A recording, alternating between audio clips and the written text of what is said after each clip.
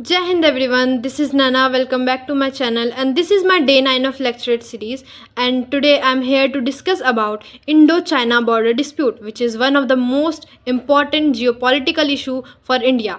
India and China share a long border of 3,488 kilometers, known as Line of Control, or we can say LAC.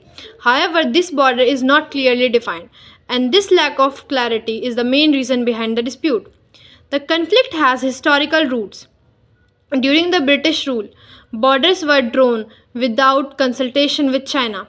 After independence, India inherited these boundaries, but China did not fully accept them.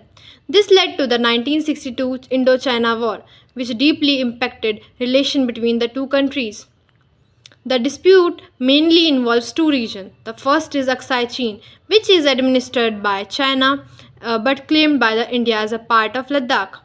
The second is Arunachal Pradesh, which China refers to as South Tibet, but India strongly considers it an integral part of the country.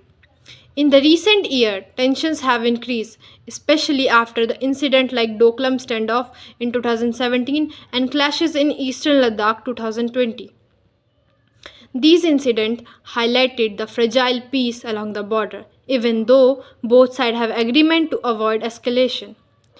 Despite tensions, India and China maintain dialogue through military talks, diplomatic channels. India has clearly stated that peace along the border is essential for normal relation between the two nations. In conclusion, I would like to say that the India China border dispute is not just about land, but about the sovereignty, security, and regional stability.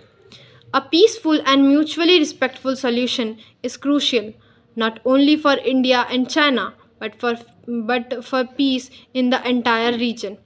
Thank you, Jai Hind.